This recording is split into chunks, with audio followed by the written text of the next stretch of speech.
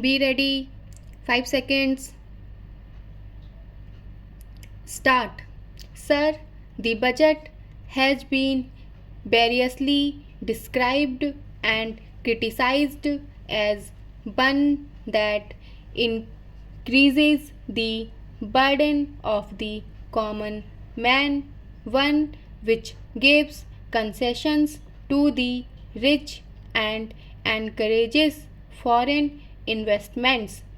I agree, sir, that it is all this and much more, but it certainly is not a highwayman's budget.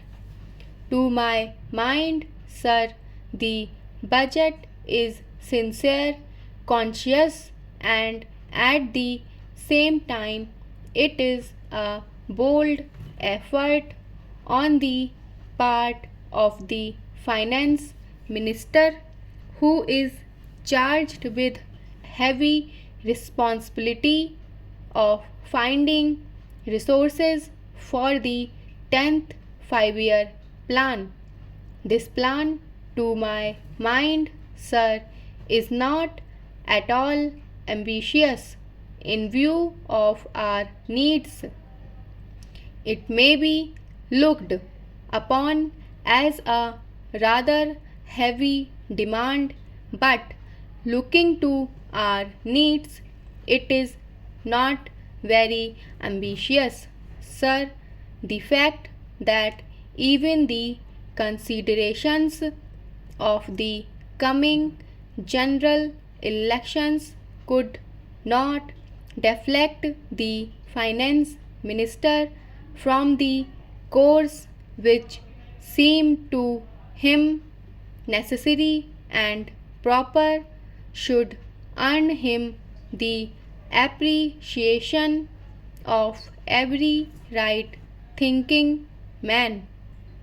The common man's interest, as I said, is nearer to our hearts than perhaps some others can claim, or at least it is equally nearer to us, and yet there come times in a nation's history when it becomes necessary for the people to postpone the fruits of their labor and enterprise to secure the future. Here also some opinions may differ. According to the Communist Party, such a time came during the last Great War, when they were exhorting people, the common people, to contribute their full might to the war effort. According to us, however, sir, we are passing through such a time at the present moment, and I have no doubt that the common people appreciate this position and will willingly tighten their belts, contribute their full might, and will surely return the Congress to power, having full confidence in the future and looking to a future where their posterity will be assured of a far better social and economic order. Who, sir, does not sympathize with the difficulties of the common man? As a matter of fact, most of us come from that class, and I am sure the finance minister would have liked to do away with some of the levices. None would have been happier if he could have done without these new levies, but there are, sir, certain very imperative limitations.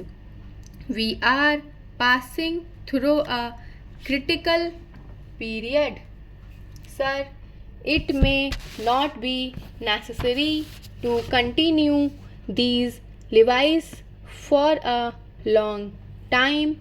Rather, I am inclined to think that before long it may be possible to give us some of them at least. I have very valid reasons to think so. Our public undertakings are coming to their own, and some of our important irrigation and power projects have been completed.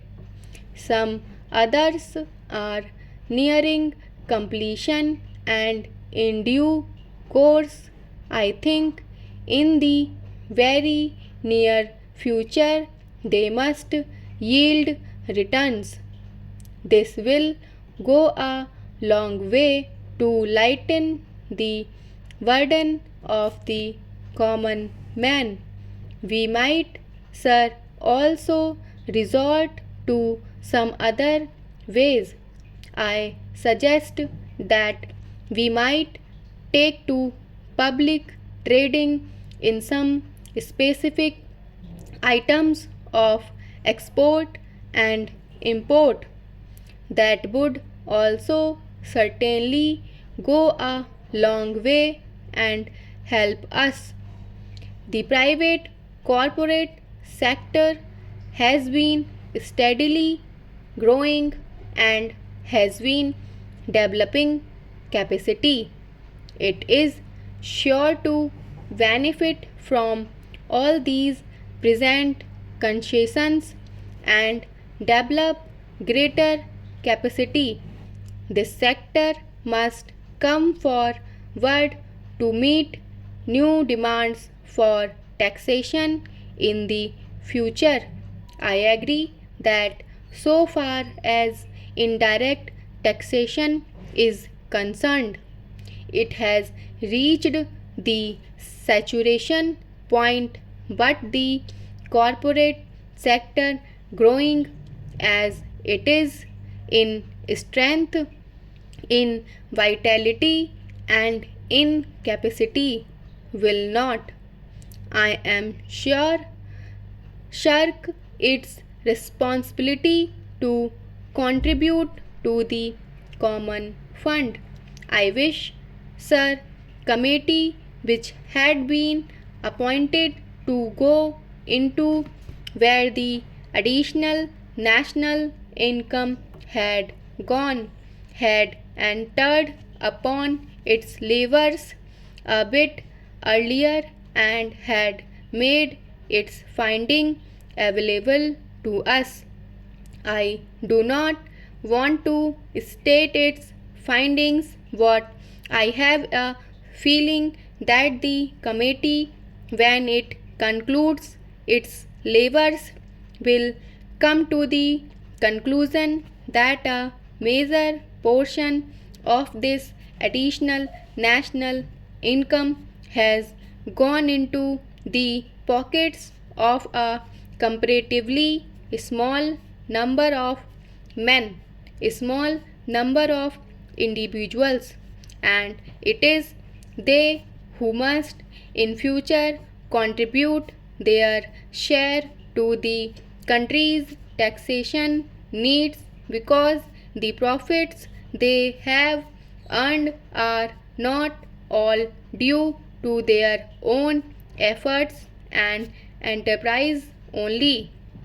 To a very large measure, they are the result of the economic policies of the government, and due to certain other circumstances to which they did not contribute anything.